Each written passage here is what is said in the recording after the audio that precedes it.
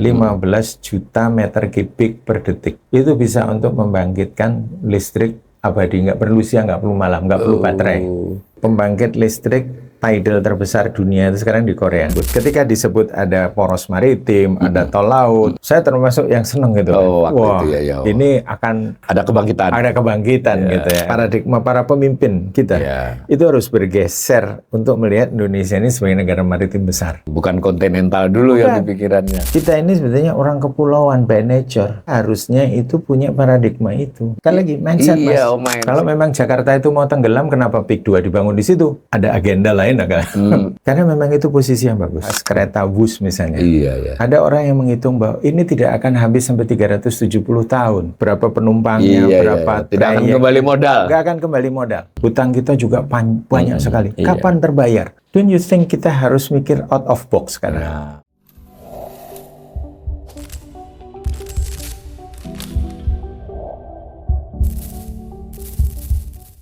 Salam cerdas. Ibu, Bapak, saudara-saudara yang saya hormati, kembali berjumpa dengan saya di kanal Awalil Rizki dalam sesi Ngobrol Ekonomi.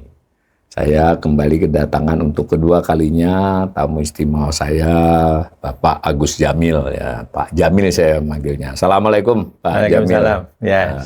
Dulu sudah saya pernah perkenalkan, beliau ini sedikit lebih senior dari saya. UGM dikit tapi beda fakultas, tapi pengalaman beliau ini lebih luas dari saya karena pernah jadi praktisi tanda petik ya di dalam beberapa industri terkait keahlian beliau di sumber daya ya, dulu malah oil ya, tapi setelah itu beliau karena dengan dasar ilmu seperti itu kan bisalah dipindah-pindah fokusnya. Belakangan fokusnya beliau ini lebih banyak ke soal kemaritiman, laut lah ya. Tapi lebih enak maritim sih, laut itu lebih sempit ya mungkin. Nah, saya tadi sudah sempat bercanda dengan beliau sebelum kita nanti masuk ke materi. Ya, kita ini kan sudah sering mendengar, itu ada lagunya juga, nenek moyang kita itu pelaut. Jadi saya sudah bercanda juga, bahkan kalau belajar bahasa Indonesia itu beberapa peribahasa kita itu kan ada unsur lautnya begitu ya. Nah, mungkin nanti kita bisa mendapatkan informasi, mungkin juga edukasi buat kita semua tentang soal kemaritiman ini dari sisi historisnya atau sumber dayanya atau bagaimana. Saya udah baca beberapa tulisan Pak Jamil ini bahwa beliau ini merasa bahwa ini memang sebetulnya ini adalah potensi yang sangat besar buat Indonesia, baik ekonominya maupun kehidupan sosial budayanya kan begitu Pak. Silakan Pak Jamil, gimana? Ya, ngomong sosial budaya. Selamat pagi semuanya. Ya, Mas Awalil. Sosial budaya sebenarnya kalau kita lihat sejarah tadi kita nyanyi nenek moyangku orang pelaut gitu ya.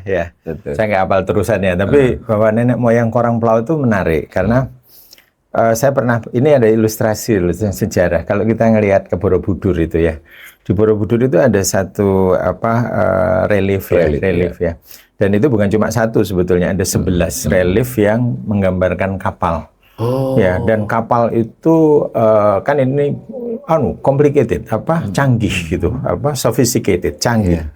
Canggihnya itu udah punya layar 2, udah punya kemudi, terus udah punya outrigger ya, sehingga kayak katamaran sekarang itu 2. Terus sudah ada, pokoknya kapal itu saya pernah coba pinpoint itu ada 18 keistimewaan kapal itu dibanding kapal abad ke-7. Jadi itu kita termasuk yang modern waktu itu ya, di ukuran bahkan zaman saya bilang ini paling canggih di zaman itu paling canggih.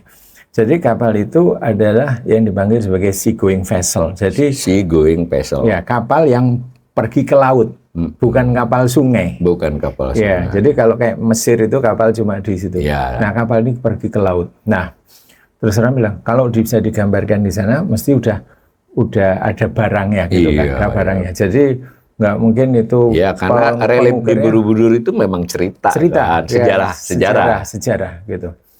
Nah, belakangan baru tahun sekitar 2000, pertengahan 2000 itu ketemu fosil kapal namanya di Rembang itu, di desa Punjul Harjo itu besar sekali kapalnya. Dan yang canggih itu adalah sambungan-sambungannya. Jadi dia bukan yang dibayangkan oleh orang Eropa bahwa kita itu pakai kapal yang kano gitu. Enggak, bukan kano. Ini kapal betul, kapal besar yang sambungan-sambungannya itu bagus. Nah, oke. Jadi nenek moyangku orang pelaut itu memang benar ya, ada benar, dasar sejarahnya. iya, dan itu di Jawa udah abad ke-7 gitu. Abad ke-7. Jadi belum di tempat-tempat lain belum ada. Jadi yang bahkan di Eropa Viking Yunani, Romawi itu belum pakai kapal yang secanggih itu. Cina, Jepang apalagi belum gitu. Mereka masih kapal sungai. Nah, yang menarik tahun 81 Mas, saya itu pernah ikut pertukaran pelajar di New Zealand. Nah, di New Zealand itu mereka lagunya mirip kita, gitu ya. Pokare kareana, gitu. Saya bilang, oh kok lagunya merdunya itu alunannya kayak gitu. Akhirnya saya minta diajarin bahasa. Oh, bahasamu apa? Maksud mereka ngomong, ngitung. Saya bilang, ini kok kayak bahasa saya gitu. Ya. Tahi, ruwa, toru, fa, rimo, ono, fitu, woru, gitu. Jadi mirip bahasa Jawa ya? Iya, mirip gitu. 81 Mas, tahun 81. Jadi saya bilang, ini orang di sini ini, entah mereka ke sana atau most likely dari kita yang naik ke sana. Terhubung lah yang jelas. Terhubung. Dan dengan kapal-kapal yang tadi itu, mungkin sudah nenek. Terus tahun 95 saya ke Hawaii. Ke Hawaii, tanya-tanya sama antropologis, sebenarnya teman antropologis di UH sana. Sudah memang banyak mirip gitu. Terus akhirnya saya tanya bahasa Hawaii-nya itu ngitungnya gimana juga. Saya nggak ingat semuanya, tapi banyak gitu yang mirip. Yang sama semua itu di kawasan itu iwak Mas. Iwak itu daerah mana Pak? Oh, orang Maori ngomong ikan tuh iwak. Orang Hawaii iwak juga. Pondok Karo Jawa. Oh iya. Terus di Tagalog iwak juga. Di Kalimantan Banjarmasin juga iwak. Di Madagaskar juga gitu. Artinya apa? Terus angka 7 tadi di Hawaii itu hiku. Kan kayak pitu, hiku, ya, fitu. Jadi ada saya yakin ini kapal Borobudur bukan hanya di sini. Dia berkeliling-keliling, sempat berinteraksi budaya dengan mereka gitu. Nah, kenapa kok bisa sampai ke sana? Posisinya, Mas. Oh, posisi kita ya. Kita. Iya. Di antara dua lautan besar itu, yang arusnya istimewa, ibaratnya kapal itu ditaruh, pasang layar, itu udah sampai kemana-mana. Gak usah pakai diesel, gak usah pakai mesin yang canggih-canggih. Jadi nenek moyang kita itu udah sampai kemana-mana zaman segitu. Gitu. Bahkan katanya di Madagaskar itu abad ke-1. Abad ke-1 itu orang Jawa udah sampai sana. Gitu. Ada yang bilang orang Banjar, ada orang Melayu gitu. Tapi anyway, ada orang kepulauan sini. Orang kepulauan ini. Karena dulu Kalimantan sama Jawa jadi satu toh Mas. Ya, jadi satu itu. Jadi ya mungkin sampai sana.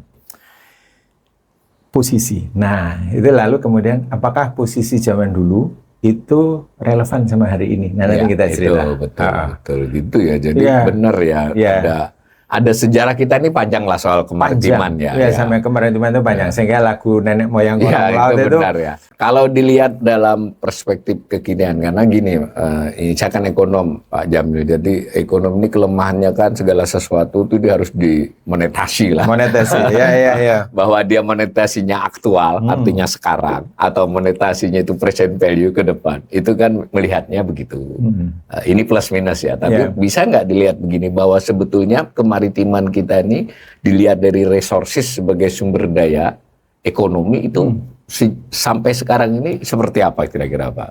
Menarik sekali Mas. Jadi ini yang saya juga bilang, ini kita itu kayak rabun maritim.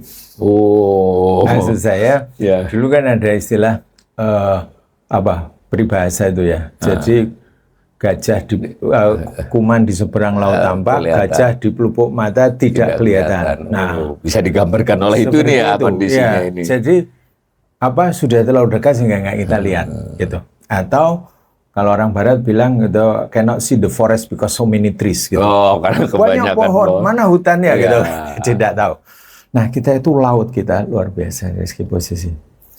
Gitu. Jadi berapa tadi nilai monetisasi kira-kira lah. Ya. angka itu bisa berubah-berubah kalau gitu. Tetapi sebagai gambaran bahwa posisi kita di antara dua lautan, ya, di mana yang menghadap ke timur itu adalah the factory of the world, Cina, Korea, Taiwan, Jepang, ya, Vietnam, sebelah timur ya. Sebelah timur. Marketnya di mana? Marketnya ada di barat dan di selatan. India, Timur Tengah, Afrika, Eropa.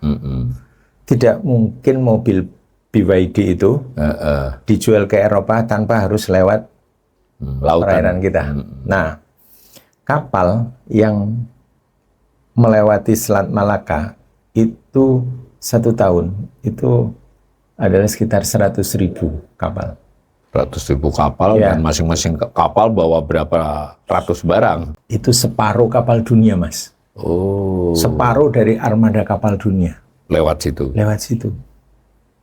Jadi tidak ada tempat lain yang dilewatin itu. Sebagian kalau terlalu besar, dia tidak lewat terusan Suez. Dia terpaksa harus ke selatan. Lewat yang jalur lama ke Afrika Selatan baru naik ke situ. Ya.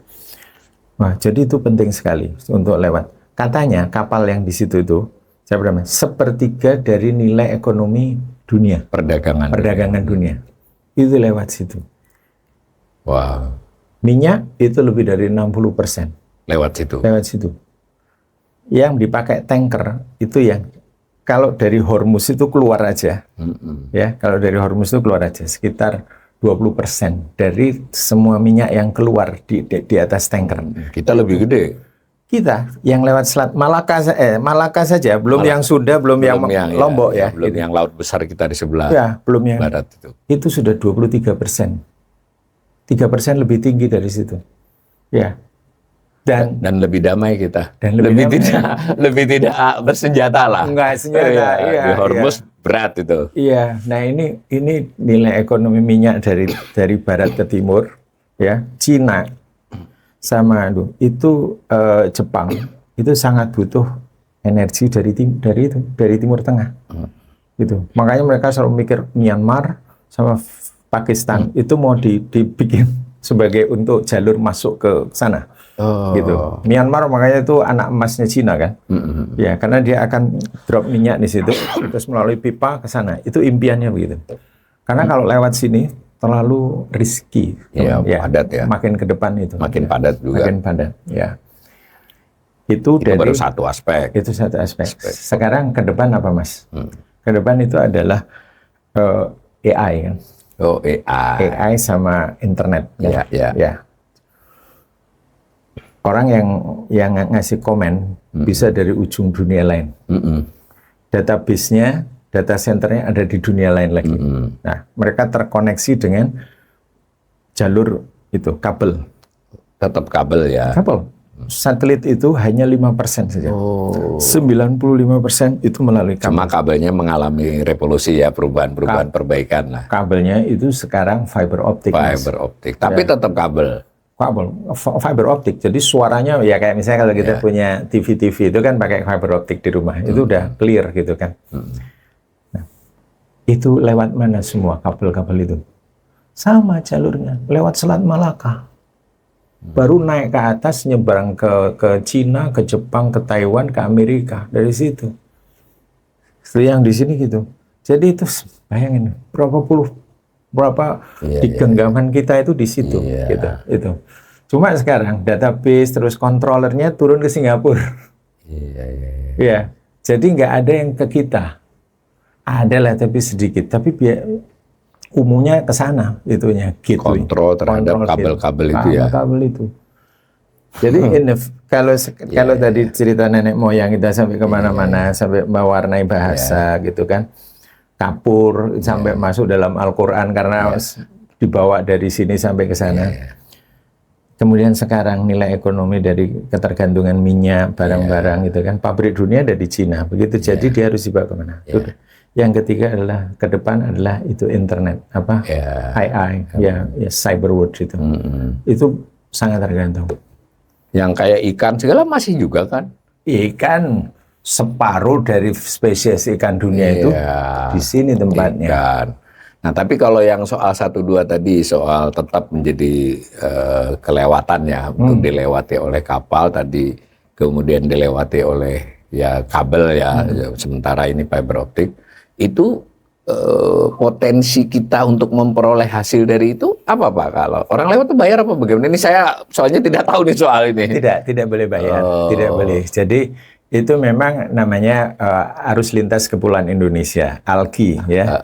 Itu dijamin oleh UNCLOS, United Nations Convention UNCLOS of yang the Sea. PBB ya. PBB ya. Udah tahun 1982. 82 ya, ya betul. Itu dijamin.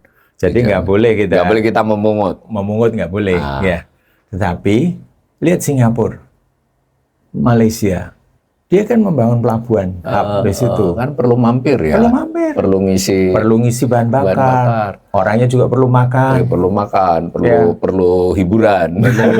Ya, perlu istirahat. Udara di luar laut lah istirahat. Iya, orang laut mesti nunggu sandar di Singapura. Di Singapura bisa kapalnya dirawat, diisi bensin, orangnya liburan. Berarti kita sebenarnya ada potensi untuk melakukan itu. Iya. Tapi so far kelihatannya kurang tuh diperhatikan sejauh ini.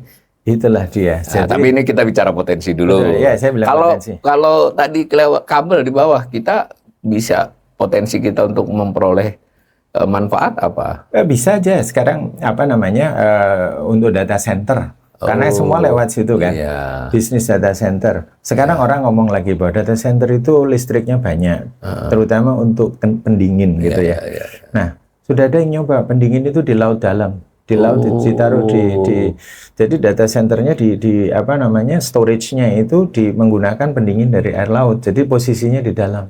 Nggak di ruangan yang AC-nya full lagi ya. Itu kan AC-nya listriknya banyak sekali. Iya.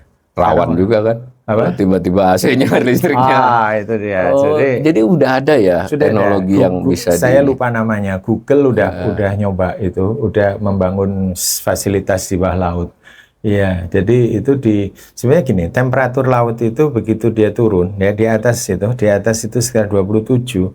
Begitu di bawah sekitar 500 meter kalau misalnya itu sudah sampai 10 ke 4 derajat Celcius. Dingin sekali. Ruang berdiri kan 20 udah dingin kan. Ini kita bicara potensi ya para pemirsa ya kan.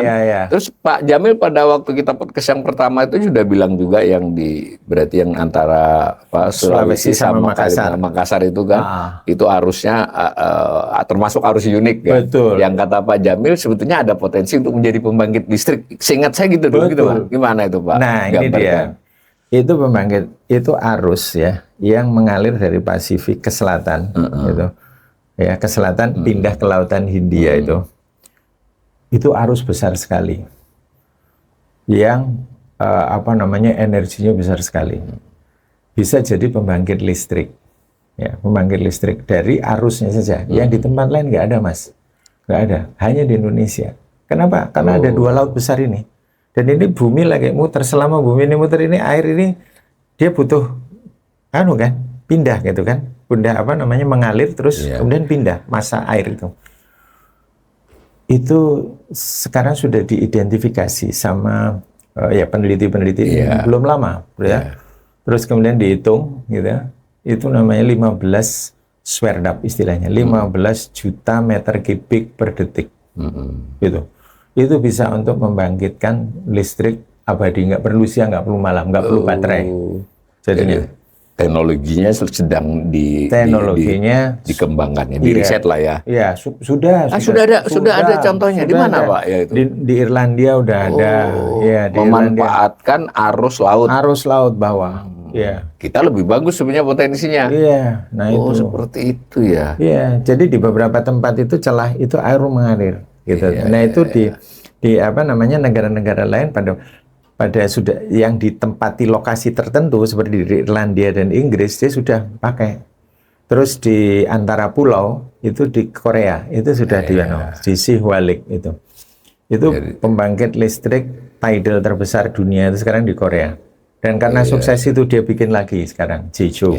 Ya. Jadi begitu ya pemirsa, ini kita udah dapat banyak nih. Satu, kita masih ikut memiliki Selat Malaka kan kira-kira begitu yang kita kelewatan lalu lintas dunia yang masih sangat salah satu yang terpenting di dunia. Terpenting bukan salah satu ya. Saya rasa di Terpenting antara dunia. choke point yang ada di dunia itu Ya, yang kita penting. belum memperoleh keuntungan optimal dari itu. Itu artinya kita bisa mengembangkan itu. Tadi kan belum sama sekali malah. belum sama sekali. Jadi kita bisa buat pelabuhan-pelabuhan. Yang kedua, sudah dikatakan juga sudah ada sekarang jalur optik ya, dari fiber bawah laut. Kita juga belum memperoleh keuntungan dari Nggak ada, situ. ya. Kemudian yang ketiga, ikan itu sudah lah. Nanti Ya, kita ya, bicarakan ulang ya, Ya, bahwa ya. kita tetap sampai sekarang merupakan kepulauan, merupakan negara yang memiliki sumber daya ikan yang Ikan, banyak. ya. Yang keempat tadi juga belum Energi. ada potensi untuk membangkit listrik Ya, ya dari ini. Nah, terus saya mau satu lagi nih Pak, karena ini yang sering jadi pembicaraan. Kalau dari cerita tadi, dahulu saja sebetulnya kita memanfaatkan laut kan. Nah, bahwa kita terdiri dari kepulauan bukanlah kendala, malah memberikan peluang yang lebih besar untuk pengangkutan misalnya. Nah, ini kan kita jangankan keluar kan, antar pulau aja saya kira saya agak khawatir nih, karena saya dari sisi ilmu ekonomi itu kok mengapa tidak terlalu optimal gitu, misalnya lalu lintas pengangkutan barang antar pulau. Gampangnya satu pulau kok beras terlambat datang, itu kan sederhana aja kan urusannya. Sehingga dulu ada ide tol laut. Nah, yang soal yang kelima ini, aspek ini mengapa bisa begitu Pak? Artinya kelihatannya kita juga belum optimal kan. Ini kita belum bicara yang keluar loh ya, yang di dalam. Tentu juga masalah lain ini dari saya. Kita kan ekspor impor, tapi dari sisi freight, dari sisi shippingnya, pengangkutannya, kita paling banyak menggunakan kapal asing, ya, gitu ya Pak. Ini kan terhubung ini. Betul. Gimana pandangan Pak Jamil terhadap soal itu? Iya, kan sudah ada asas cabotage yang harusnya setiap kapal yang masuk di perairan kita itu dilayari oleh kapal-kapal dalam negeri. Yang di dalam ya. Ya, jadi misalnya dari Surabaya ke Makassar gitu ya, atau ke kota-kota lain di dalam wilayah kepulauan kita, itu kapal gitu. Sudah diatur begitu sebenarnya. Sudah gitu. Tetapi kan dilewatin atau diakalin. Iya kan, kapal asing di sini pakai bendera lokal. Berarti kalau kita mendorong itu kaitannya besar dong. Misalnya kita menegakkan soal itu, itu berarti kan bisa mengembangkan industri perkapalan kita. Betul. Perkapalan dalam arti memproduksi kapal, perawatannya, juga industri pelayarannya, benar nggak mestinya? Kita juga punya Pelni sebenarnya kan? Iya. Malah ada yang gede juga swasta itu apa? Armada Lautan Armada apa itu kan juga Samudra ya. Samudra Indonesia juga. Tapi kayaknya agak sedikit kalah bersaing sekarang. Iya, malah perusahaan besar kapal perkapalan Indonesia banyak yang berkantor di Singapura, Pak. Memindahkan headquarternya ke Singapura. Nah, ini menarik ini. Ya. Dulu kan pernah diceritakan, kenapa pindah Singapura? Ya, bukan hanya itu. Sistem peraturannya lebih kondusif, ya kan? Business environment-nya lebih kondusif, lebih oke lah untuk melakukan bisnis di sini. Saya pernah dengar misalnya dari seorang bekas kapten kapal gitu ya, dia sudah keliling ke dunia gitu, merasa sedih juga gitu. Kenapa kalau mendarat di negara lain itu lancar-lancar aja, cepet lah ya, cepet gitu ya, belum masuk udah clearance-nya itu udah imigrasi, custom udah naik semua, udah clearance di atas kapal, tinggal sandar gitu, sehingga nggak banyak waktu terbuang. Karena bukan soal waktu aja, bayar kan masalahnya juga. Bayar. Nah, terus dia ngomong sama orang Singapura, gimana ya, kapan kita bisa gitu? Dia bilang katanya, gimana kamu bisa orang mampir ke kapal ke Indonesia karena setiap kantor naik ke atas kapal, katanya gitu. Yang nggak naik cuma Departemen Agama kan. Itu ya sindirannya lah ya. Sindirannya, kita harus introspeksi nih kan. Sehingga beliau ini dia bilang, kita itu harusnya yang harus dibenahi itu single authority di kelautan itu, di kemaritiman itu, di pelayaran itu. Itu memotong banyak sekali biaya, memotong biaya banyak. Dan sebetulnya kalau kita lihat Pak Habibie ya, dulu sudah punya visi yang hebat sekali menurut saya. Batam itu kan di seberang Singapura, itu sudah mencoba memahami itu. Terus kemudian PT PAL itu diperkuat. Ya. Tadi soal produksi kapalnya. Ya, produksi kapalnya gitu. Terus kabotage juga sudah pernah diterapkan dulu zaman saya lupa di situ, tapi terus kemudian dikurangi lagi. Jadi nggak kita tidak jadi tuan di rumah sendiri gitu. Kapalnya orang lain yang masuk sini gitu. Gitu. Bahkan untuk pelayaran domestik, kalaupun itu perusahaan domestik, kapalnya bisa beli kapal asing kan? Nah itu dia. Jadi menarik ini ya, para pemirsa, ini kita belum bicara yang potensi yang serius, potensi yang ke depan tadi soal teknologi IT tadi, soal sumber daya atau macam-macam. Ini yang sudah ongoing, yang sudah sempat bagus, kemudian memburuk, itu saja perlu satu. Ikan belum kita bicarakan nih, yang tadi aja soal perkapalan ya, baik itu produksi kapalnya maupun pelayarannya, kapal dan layar yang bahwa kita sudah juga punya payung hukum sebenarnya untuk pelayaran di dalam domestik itu harus dari perusahaan Indonesia, tapi itu kelihatannya. Terus juga terlepas kita juga berurusan dengan asing kan, kita butuh orang lebih suka ngirim di kita kan, karena kecepatannya itu juga masalah semacam itu ya kira-kira. Nah dari sisi itu ini kan bukan masalah baru Pak, kita punya sumber daya ini sudah ratusan tahun.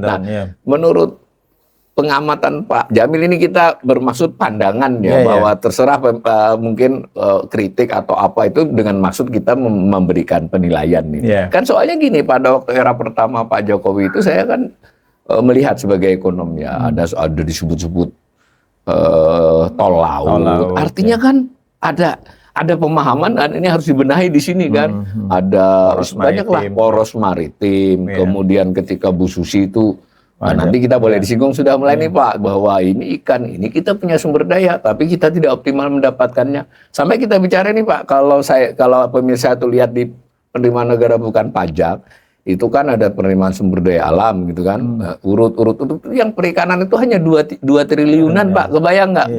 Bahkan nggak sampai, kadang waktu sebelum Bu Susi itu nggak sampai 1 triliun. Artinya jauh banget dengan potensi ikan ini kan.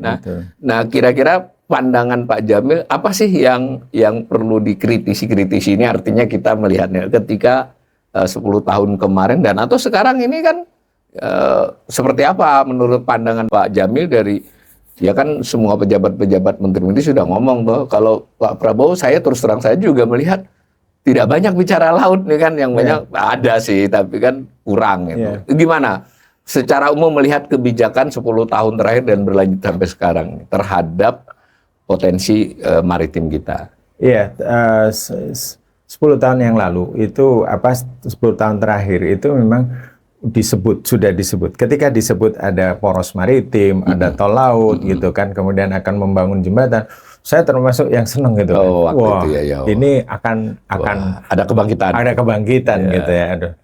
Tapi ternyata hanya diucapkan saja dan tidak terimplementasi dengan baik gitu, atau bahkan kita lihat malah lebih fokus ke pembangunan tol yang paradigmanya itu paradigma daratan, kontinental semua. Kontinental. Balik lagi ke sana, bikin kereta api cepat yang kontinental itu. Itu kontinental semua gitu. Bikin kan juga di tengah, kayaknya nggak di pinggir laut itu. Itu ya. Nah, tetapi masih ada positifnya dulu waktu Jadi ada konsep itu tadi dikenalkan poros maritim. Terus kemudian ada Menko Marinvest Menko kemaritiman lah ya. Jadi semua maritim ini udah mulai paham nih gitu. Masuk nomenklatur APBN masuk nomenklatur gitu. Jadi tetapi ternyata juga saya tidak difahami dengan baik gitu. Tidak belum merasa urgen ini untuk mengembangkan. Karena seperti yang saya nulis buku namanya Pergeseran Paradigma ke Laut. Pergeseran paradigma kelautan. Jadi paradigma kita itu yang harus, atau paradigma para pemimpin kita itu harus bergeser untuk melihat Indonesia ini sebagai negara maritim besar. Yang terutama itu bukan kontinental dulu yang di pikirannya. Nah, Mas, ini yang kita sering lupa itu. Dari Sabang sampai Merauke itu, seberapa besar itu sebetulnya? Dari Sabang sampai Merauke, saya ukur di Google Map itu itu dari London sampai ke Mekah. Wow, jauh banget. Kalau Cina itu dari Beijing bablas sampai ke Kabul. Lewati Cina. Melewati Cina, jadi lebih besar kita. Lebih besar. Stretch-nya itu lebih. Stretch. Ya. Amerika itu dari offshore sampai offshore. Jadi New York, offshore New York sampai offshore San Francisco. Lewat gitu. Kalau bagi Australia juga. Jadi wilayah kita itu besar sekali. Wilayah kita besar sekali, 70% lautan. Jadi itu kita ini sebenarnya orang kepulauan by nature. By nature, ya. Ya, dan kita harusnya itu punya paradigma itu. Paradigma kebaharian itu. Iya. Ya, sehingga Ya, karena kita berpikir itu harus mulai dari potensi kan. nah, nanti baru apa yang bisa kita kembangkan. Sekarang kan kita jadi karena tidak ada paradigma itu, maka ya turunan-turunannya jadi tidak cuma meleset lah meleset gampang keliru. di bibir aja gitu Mas ya. Jadi tidak melihat. Makanya saya suka bilang sama orang, ini rabun Mas. Jadi ada yang gede tapi nggak kelihatan gitu. Saya memang sengaja nggak membahas ikan karena itu ikan sering bolak-balik ikan. Sehingga kementerian sekarang Kementerian Kelautan dan Perikanan. Ya, itu kan hanya satu segmen kecil dari yang saya ceritakan. Kemaritiman kita. Kemaritiman kita itu luar biasa. Luar biasa. Dari segi luas, garis pantai, garis pantai kita itu terpanjang di dunia, Mas. Ya. Jumlah pulau terbesar. Tapi saya paling jatuh cinta itu adalah posisinya. Posisi atas dunia ya, global ya. Kalau kayak kita punya 1 hektar di mana namanya, di Cisauk, sama 1 hektar di Sudirman, malah lebih. Posisi ya. Ya, kalau orang bilang location, orang real estate bilang location ya syaratnya ya. Maka ini posisi. Iya, gitu. Posisi itu sama dengan potensi sebenarnya ini kan. Potensi besar bahkan. Kita harus garis bawahi kan. Dan kita punya contoh, Singapura tidak punya minyak. Singapura tidak punya nikel. Singapura nggak punya apa. Tapi ekonominya paling hebat. Dia cuma jualan posisi Singapura aja. Dan itu bisa disaingi sebenarnya kan? Bisa disaingi. Nah, nanti kita ngomong kenapa Rempang itu jadi rempong gitu. Iya. Bahkan sebelum sampai ke posisi di luar pun, saya kira kok seolah-olah masih terkesan bahkan memandang kepulauan yang banyak itu sebagai beban kan gini kadang-kadang. Wah ini daerah terpinggirkan jauh gitu. Terus tadi saya ulangi yang di depan tadi, kalau kita mengirim 9 bahan pokok gitu sering mengalami keterlambatan. Apa kan jadi kesannya itu kan? Padahal umpama saja nih, saya sih tidak tahu teknis saya. Kalau saya lihat di zaman dulu tuh kan kayak di Pulau Jawa itu kan di Pantura itu kan pelabuhan kecil-kecil. Jadi hubungan antar daerah itu melewati pelabuhan-pelabuhan itu kan nggak perlu kapal besar. Betul. Umpama aja nih. Artinya dahulu kan tidak dilihat sebagai beban, dilihat sebagai sarana fasilitas yang justru memudahkan barang. Ini apa benar saya pandangan awam saya ini kok kalau bicara kepulauan laut dalam konteks ekonomi itu banyak bicara bebannya daripada dia sebagai potensi, benar ya? Sekali lagi mindset. Mindset itu yang dimaksud Pak Jamil tadi. Ini kita harus ubah ya. Iya, kalau mindset kita itu melihat laut itu sebagai beban, maka dia akan jadi beban. Kayak misalnya gini, orang datang ke Parangtritis, Mas. Iya. Datang ke Parangtritis atau ke Samas. Iya. Di Jogja ini ya. Jogja. Kita di Jogja. Zaman mahasiswa pikniknya ke sana. Ya, sekarang pantainya udah banyak sekali kan. Pantainya banyak sekali di Jogja. Kalau datang ke sana, kan kepikirannya itu ada Nyai Roro Kidul lah. Ini ada palungnya lah, dalam lah, ombaknya gede lah, takut gitu kan. Karena mindset kita udah mindset yang negatif aja tentang laut itu, Mbak. Coba bayangkan orang dari luar, orang barat datang ke situ loh. Lautnya, ombaknya rolling, bagus ini buat surfing. Iya kan? Ini cliff, bagus sekali buat bikin villa gitu. Kalau kita, aduh Bukit Kapur, kan cara pandang. Jadi kita melihat itu negatif. Tapi saya kebetulan pernah keliling Hawaii, Mas. Ya, jadi pulau Hawaii itu saya kelilingin muter gitu ya. Lihat yang pantai-pantai katanya top-top itu ya tempat orang itu. Saya bilang kalah itu sama selatan Jawa itu. Iya. Sekarang Gunung Kidul aja bagus-bagus tuh. Iya. Indahnya bukan main. Iya. Ombaknya bagus, cliffnya bagus, pasirnya bagus gitu kan. Kan mindset lagi. Mindset. Coba sekarang dulu nggak dikembangkan. Dulu cuma ada Samas sama anu aja. Tapi sekarang begitu orang terbuka. Ya agak udah mulai banyak. Sampai ke Gunung Kidul tuh banyak tuh pantai sekarang. Nelayan meskipun belum optimal juga sih. Nelayan belum turun ke laut. Yeah. Padahal nggak begitu jauh dari situ, ya. Itu tempat breedingnya tuna sirip biru. Oh. Itu dari Jepang luruk ke situ untuk nangkap tuna sirip biru itu. Itu di Pasifik itu kira-kira sebelah selatan Jawa lah. Itu pusatnya. Kenapa? Karena secara fisik tadi. Pencampuran air, temperatur, itu tempat yang nyaman dan mereka beranak pinak di situ. Dan lalu orang dari mana ngeluruk ke situ. Tapi orang yang di pinggir selatan Jawa nggak lihat itu. Nggak lihat. Ini kita nih dianugerahi. Padahal satu ikan, Mas, satu ikan itu saya pernah baca di Jepang itu dilelang, satu ikan seharga 1 Alphard kira-kira. Oh iya. Makanya dibela-belain dari Jepang turun untuk nangkep. Tapi dari sisi itu kan nelayan berarti kan butuh bantuan dari negara, ya perguruan tinggi kah, lembaga riset ya kan, artinya kan mereka harus dapat sosialisasi, edukasi, kan seperti itu toh. Jadi kalau mindset seperti dikatakan Pak Jamil tadi dipegang bahwa yang dicari-cari, disoroti itu potensi, ya nanti kemana-mana kan, yang ikan pun ya bisa ke sini juga. Karena ya meskipun Pak Jamil tadi ikan udah terlalu sering dibicarakan, tapi bagaimanapun saya ekonom tuh mikirnya sederhana aja. Ini kalau ikan bisa diperoleh dengan optimal, ya toh optimal apapun alasannya, kemudian juga bisa diolah, bisa diekspor, itu kan jadi potensi yang tidak butuh waktu bertahun-tahun ke depan kan. Betul. Itu saja lolos gitu loh gampangannya. Apalagi tadi Pak Jamil mengingatkan yang besar-besar. Yang besar-besar potensi geografis posisi itu kan yang harus optimal. Nah, kalau melihat begitu, satu tadi yang sudah kita tangkap dari Pak Jamil, ini perlu ada perubahan mindset, paradigma lah ya. Kalau mindset paradigma kebijakan. Tapi dari sebelum paradigma kebijakan menurut saya juga kajian-kajian teknokratisnya itu kan harus cukup kuat. Sudah kuat nggak kajian teknokratis tentang itu, Pak? Nah, itu dia. Jadi kita juga tidak bisa menyalahkan pemerintah saja. Ya. Jadi kalau kelemahan pemerintah memahami ini, itu juga kita berkaca sama kita sendiri. Ya, bahwa kita sendiri sebagai ilmuwan, sebagai itu, kita tidak cukup untuk mensosialisasikan ini. Saya sudah nulis buku banyak, Mas, tapi ya nggak tahu ada yang baca apa enggak.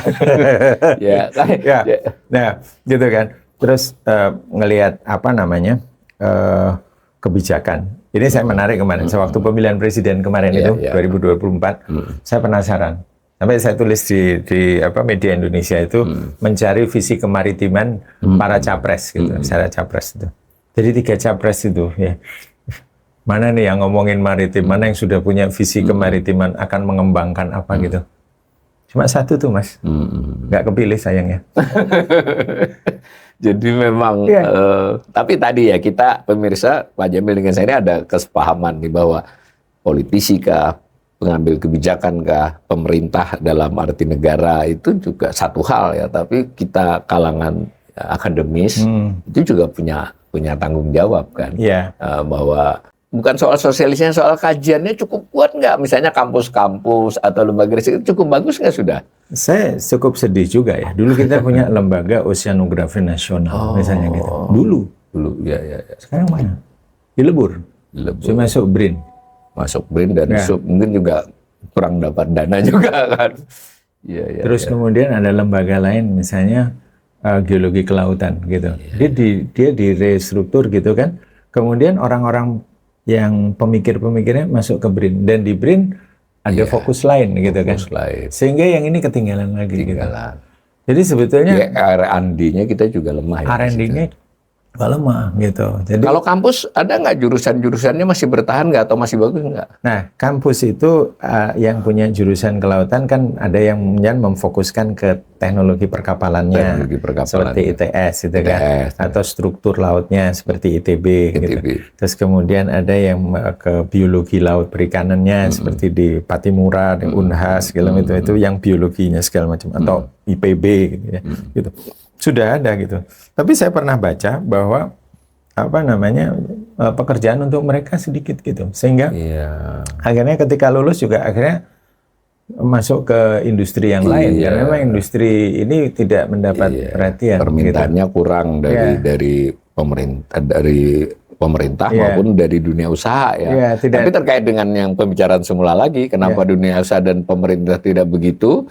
Ya karena paradigma pengambilan kebijakannya tidak mengembangkan kan? Tidak mengembangkan. Jadi kesulitan. Kesulitan ya. Jadi memang itu saya bilang mindset dulu. Kayak kalau kita tidak punya, tidak melihat ada potensi gitu. Dan yang itu sementara. Kenapa hanya ada dianggap laut itu ikan saja? Ikan. Paling jauh pariwisata. Pariwisata. Dua itu. Ya. Lalu di itu laut, saja nggak optimal. Itu aja nggak optimal. Oke. Padahal laut kita itu istimewa, Mas. Saya itu kadang mikir, kan dulu katanya kita hanya bisa melihara ikan-ikan yang atau nangkep ikan yang ada di air hangat aja gitu ya.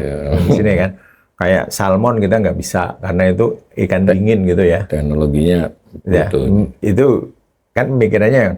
Tapi sebetulnya kita punya laut dalam yang dingin, yang di Teluk-Teluk itu, kayak di Teluk Saleh misalnya. Teluk Saleh mana, Pak? Teluk Saleh itu di Sumbawa. Sumbawa ya. Itu satu teluk, air kedalaman airnya sampai 300 meter. Gitu. Wah, itu mesti dingin sekali di bawah itu. Nah, itu kan why not itu untuk memelihara ikan-ikan dingin gitu. Saya bayangkan kalau yang di Pasifik di Norwegia sana dari atas sampai bawah dingin semua gitu. Jadi laut itu juga bisa kita ikut campur untuk ada aspek sedikit budidaya.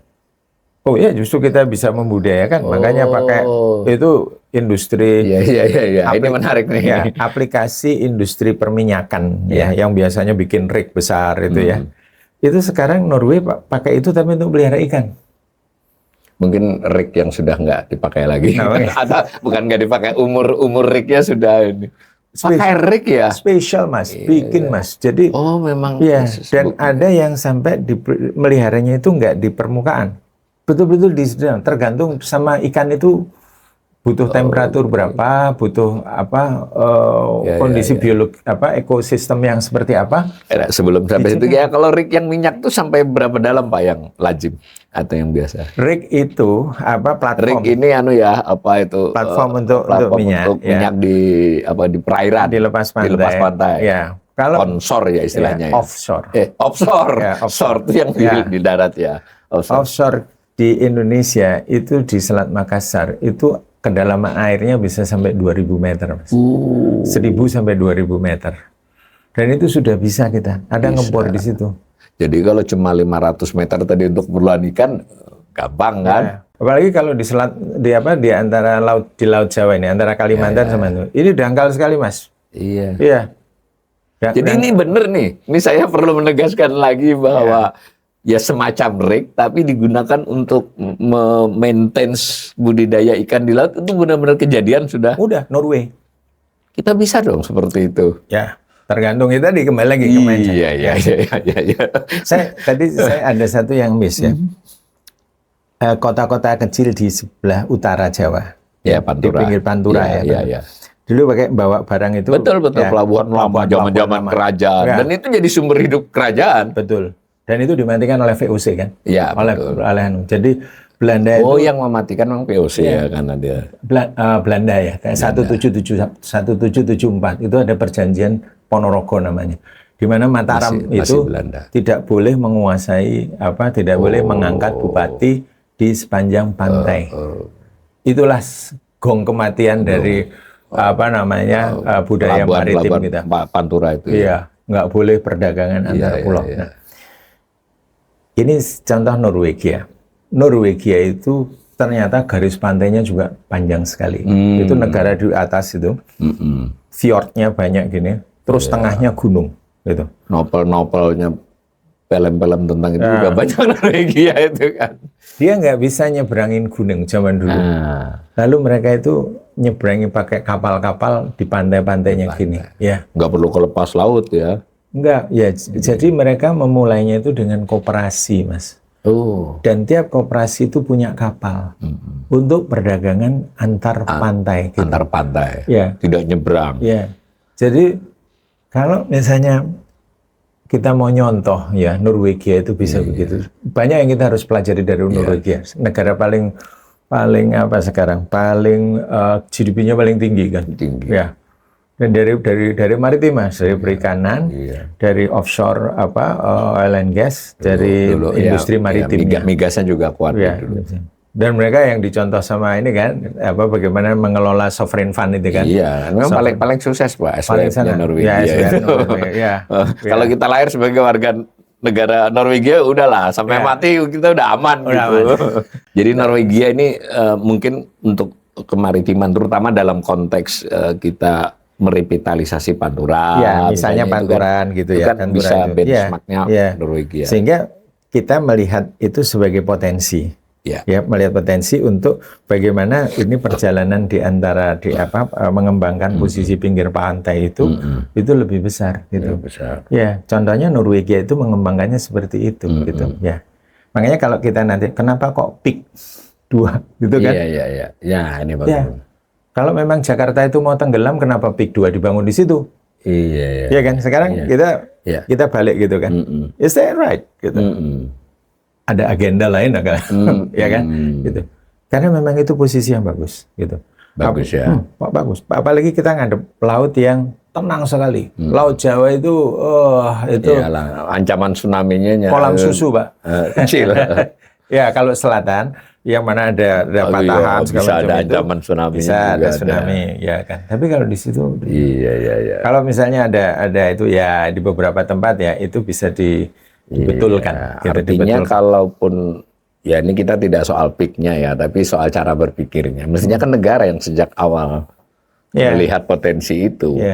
Kalaupun swasta dilibatkan harus under kontrol negara kan. Ini kan kita begitu mindset kita Pak. Saya nih bahwa negara itu tidak harus selalu menjadi pelaku dalam konteks teknis, tapi dialah yang harus memiliki visi jangka panjang, kemudian membuat aturan yang bersesuaian dengan visi itu, yang itu ujungnya harus kesejahteraan rakyat dan penguatan ekonomi kita kan. Betul. Baru di bagian-bagiannya mana yang kira-kira swasta itu akan lebih bagus jika dia melaksanakan karena lebih efisien dan sebagainya toh. Jadi boleh nggak saya menilai itu? Konsep yang tadi diutarakan Pak Jamil pun ini kan harus merupakan mix ya, campuran bahwa visionernya negara yang ditunjang oleh kajian-kajian para teknokrat yang juga dibiayai R&D-nya kan. Kalau enggak ya kampusnya juga dibiayai. Betul. Nah, ini harus diambil ke sini dengan mindset tadi positif ya, Mas. Mindset dia potensi, lalu di situ juga dibuka kan bahwa kita tidak anti asing kan kalau memang dia mau masuk atau apa, tapi kan harus dengan ini. Nah, maka masuklah saya, apakah ada kan kalau di kementerian itu namanya Renstra, kalau di pemerintah kan RPJMN itu cuma 5 tahun kan, ada di berbagai ini kan ada roadmap lah. Nah, kita ini punya nggak roadmap apa pernah punya nggak roadmap kemaritiman yang 25 atau 50 tahun? Nggak ada. Sependek pengetahuan saya yang khusus itu nggak ada. Coba saya melihat misalnya di RPJMN itu saya sudah cukup happy. Maksud saya gini, waktu kemarin dulu yang gitu 2014 udah ada tambahan itu udah ada kata maritim, ada kata laut. Ya, maritim itu jadi kosakata kan. Dulu kan nggak sempat lah. Nggak sempat. Ya, sekarang udah muncul. Terus kemudian misalnya untuk energi ya, RUPTL PLN itu sudah muncul, disebutkan udah lumayan ada satu bab kecil gitu kan. Udah muncul angkanya gitu. Angka itu baru muncul tahun 2023 kemarin itu bahwa potensi sumber daya energi dari laut kita itu 63 gigawatt. Sudah ada. Ya, 63 gigawatt itu 2 kali lipat daripada panas bumi. Itu tadi ada kaitannya dengan arus laut tadi ya. Arus laut, ombak, tidal, artinya secara teori itu sudah diakui ya. Sudah. Jadi penghitungan itu udah mulai masuk. Tapi berapa realisasinya? Ini nol besar. Tapi menurut Pak Jamil sebenarnya kita butuh, kan ada roadmap listrik, roadmap energi keseluruhan, RUN itu kan macam-macam lah. Ada roadmap. Terlepas roadmap itu ada yang berjalan, ada yang berjalan sedikit, ada yang enggak. Tapi kan sekurang-kurangnya kan dia bisa menjadi gambaran. Kita belum punya roadmap kemaritiman khusus. Yang secara khusus belum. Berarti perlu sebenarnya kan? Ya, artinya kalau sudah ada, mungkin juga perlu. Kalau misalnya perlu. Roadmap ya kan, kira-kira begitu, bahwa itu bisa diperbaharui kan soal lain. Kalau ekonomi biru sudah ada. Roadmap ekonomi biru. Tetapi ya tadi sekali lagi banyak misalnya masalah ikan. Masalah lingkungan hidup, masalah climate change gitu ya. Oh, yang ini juga nih perubahan iklim nih Pak. Dalam konteks yang itu, yang jadi dia bukan sentral, dia seolah-olah kan untuk merespon dari perkembangan wacana atau bahkan tuntutan. Kadang kan kita harus ekspor barang, harus bukan menjadi, kalau saya nih nangkap dari uraian Pak Jamil tadi, mestinya kemaritiman ini jadi epicentrum kan nih cara berpikir. Kalau kita baca RPJMN ini dari penjelasan Bapak tadi, saya juga nangkap, iya ya, RPJMN yang sampai sekarang ini pun cara berpikirnya tuh kontinental. Ketika dia mencoba menjelaskan industrialisasi, ya pengertiannya industrialisasi kontinental. Betul nggak saya itu? Tidak, kemaritiman disebut-sebut jadi kayak penopang. Ketika dia bicara ekonomi biru, bicara perubahan iklim, itu seolah-olah supaya naskah-naskah dokumen ini ya nggak ketinggalan banget, tapi secara substantif dia tidak merupakan ide yang sentral. Benar nggak saya tangkap begitu, Pak? Betul. Dari di RPJMN itu belum menjadi hal yang sentral. Kemudian ada roadmap Blue Economy, itu sudah ada Bappenas, itu saya bikin ya. Saya lupa judul lengkapnya, tapi kurang lebih itu ya. Nah, itu kalau saya lihat itu tadi menekankan yang misalnya yang bukan yang hardcore kalau saya tadi misalnya tentang position kita itu dihargai bagaimana gitu ya, itu belum sampai ke tata ruangan yang betul gitu. Jadi kita malah tapi ke arah yang misalnya yang climate, yang kemudian green tentang climate change juga mungkin karena kita ketekan aja Pak, kalau kita ya semacam itulah ya. Jadi ya tadi kembali kepada kesimpulan Pak Jamil tadi, bahwa kita ini kayaknya sampai sekarang kita ini, saya ingin menggarisbawahi ya para pengambil kebijakan, dokumen-dokumennya, kita nggak bicara orangnya ya. Kelihatannya memang belum menyadari Pak potensi besar dari kemaritiman ini. Menurut Pak Jamil begitu ya? Menurut saya begitu. Berarti tugas Pak Jamil panjang ini masih untuk menyuarakan terus. Terima kasih nih.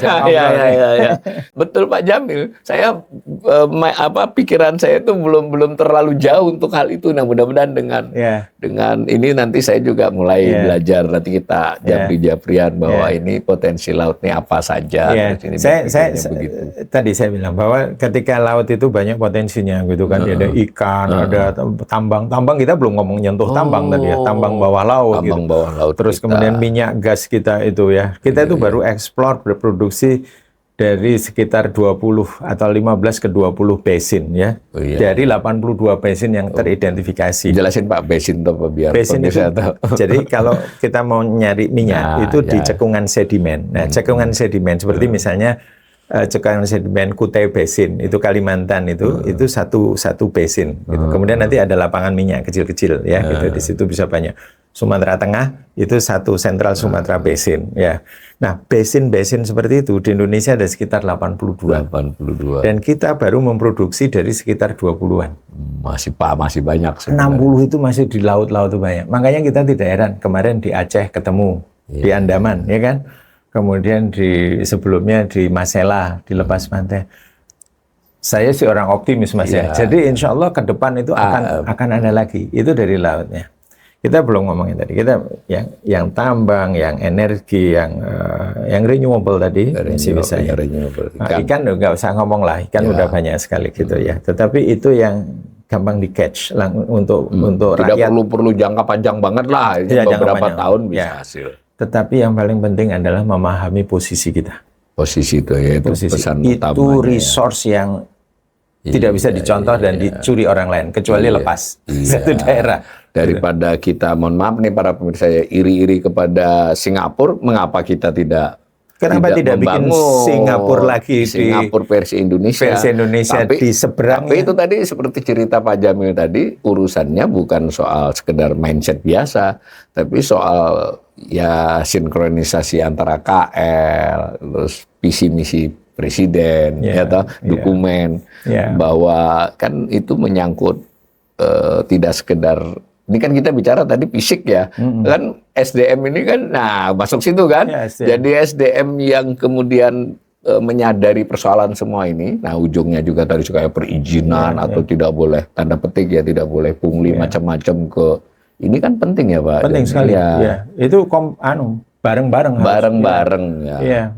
Tapi sebagai penutup, Pak Jamil masih optimis nggak bahwa ini mestinya bisa ke depan? Mestinya bisa. Bisa ya. Bisa. Ya, artinya kita mulai dari satu pergeseran paradigma dulu. Ya. Itu pergeseran paradigma. Ya, dari itu. Sekarang saya surprise ya. Kemarin itu waktu 17 Agustus itu ada wawancaranya Kompas sama Pak Mokhtar Yadi. Mokhtar Yadi. Wah, sepuh banget padahal sudah ya. 97. Ya. Beliau bilang bahwa beliau ya, pendidikan dan kemaritiman. Oke. Ke depan dia sangat confident 50 tahun ke depan Indonesia akan menjadi negara papan atas dunia. Ya. Mestinya yang bicara bukan Pak Mokhtar Yadi lagi kan. Mohon maaf ini ya, para tokoh-tokoh nasional kita, pemimpin kita, biarpun bukan pemimpin politik kan harus ini. Orang-orang seperti Pak Jamil bertambah banyak dan memperoleh kanal lah, mau itu tulisan, mau itu forum-forum. Tapi jujur aja saya sebagai ekonom melihat berbagai acara diskusi ekonomi ya yang terpublikasi luas di TV, di apa itu ya saya aja ekonom introspeksi Pak, ini terlalu sempit lah ribut soal pertumbuhan ekonomi, terlepas itu penting yang sifatnya setahun dua, angka pengangguran soal setahun dua, inflasi. Nah untuk pertumbuhan ekonomi itu kan prinsipnya adalah produksi barang dan jasa.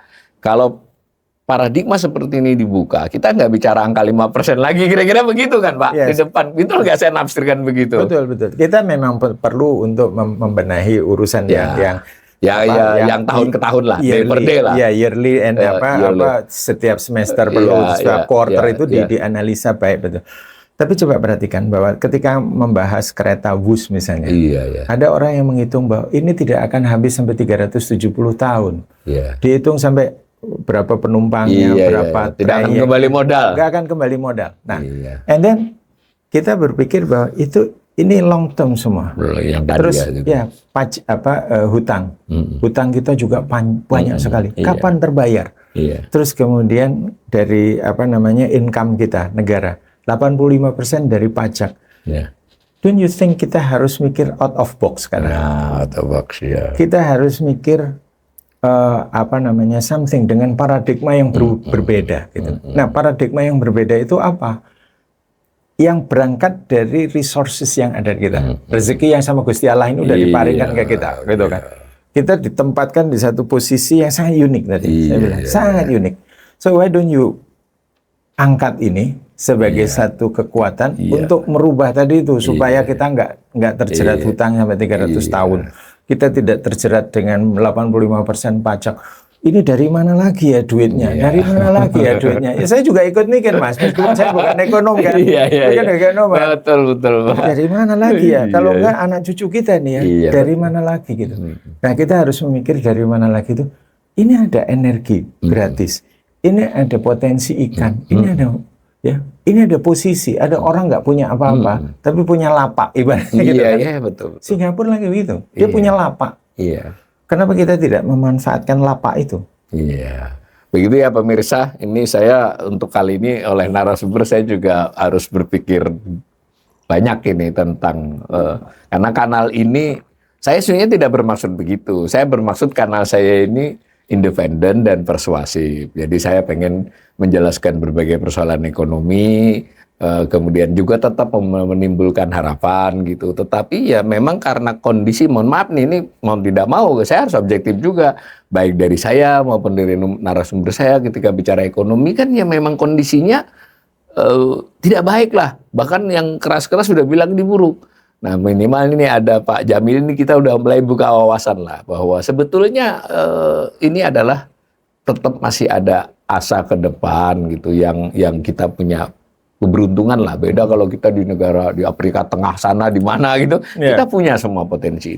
Nah mudah-mudahan ini pemicu, nanti berikutnya akan saya undang lagi beliau untuk hal yang lebih spesifik dan juga mungkin narasumber lain. Jadi ini kita harus juga kanal ini berpartisipasi untuk membicarakan potensi ya, sekalipun mungkin bukan urusan setahun, 2, 5, 10 tahun yang akan datang, tapi 5 tahun pastilah dimulai tahun pertama, Pak. Nah, minimal tahun pertama ini bagaimana paradigma kita semua dibuka, bahwa ada potensi yang belum kita seriusi, yang itu bisa menyelamatkan saat ini dan insya Allah ke depan, yaitu potensi kemaritiman. Terima kasih Pak Jamil, insya Allah kita ketemu lagi.